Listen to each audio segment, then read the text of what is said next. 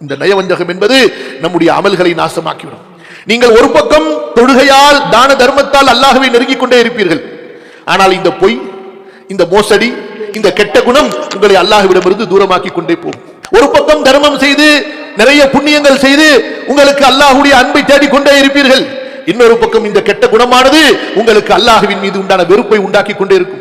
நீங்கள் செய்கிற நன்மைகளை எல்லாம் செய்வது நீங்கள், ஆனால் அந்த நன்மை யாருக்கு போய் சேர்ந்து கொண்டிருக்கும்?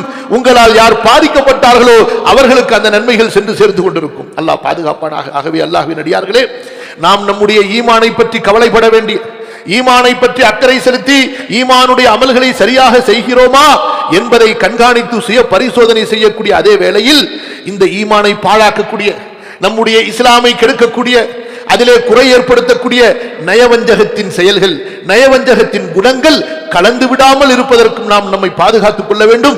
அல்லாஹ்விடத்திலே பாதுகாப்பு தேடுவதோடு நம் மீது உறுதி கொண்டு இத்தகைய குணங்கள் நம்மிடத்திலே சிறியதாகவோ பெரியதாகவோ எப்போதாவது எப்படி எந்த நிலையில் காணப்பட்டாலும் நம்முடைய நஃப்ஸை மிதித்து நம்மை நாமே தர்பியத்து கொடுத்து நான் இந்த செயலை செய்ய மாட்டேன், நான் அல்லாஹ்விடத்திலே திரும்புகிறேன் என்ற உறுதியோடு இந்த நயவஞ்சகத்திலிருந்து நாம் நம்மை பரிசுத்தப்படுத்த வேண்டும். யார் அல்லாஹ்விற்காக தன்னுடைய குணங்களை பரிசுத்தப்படுத்த நினைக்கின்றார்களோ, நல்ல குணங்களில் தங்களை உறுதிப்படுத்த நினைக்கின்றார்களோ, கண்டிப்பாக அல்லாஹு தஆலா அவர்களுக்கு அந்த நற்குணங்களை கொண்டு அவர்களை சிறப்பிப்பான், அந்த நற்குணங்களை அவர்களுக்கு நிறைவுபடுத்துவான்.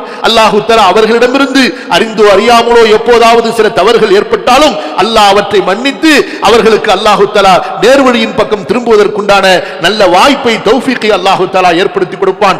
யார் மனமுரண்டாக மீண்டும் மீண்டும் இத்தகைய குற்றங்களில் திரும்புகின்றார்களோ அவர்கள் திரும்பிய வழியிலேயே நரகத்தின் பக்கம் அல்லாஹு தஆலா அவர்களை செலுத்தி விடுவான். அல்லாஹ் நம்மை பாதுகாப்பானாக. அல்லாஹு தஆலா தூய நற்குணங்களில் நம்மை உறுதிப்படுத்துவானாக.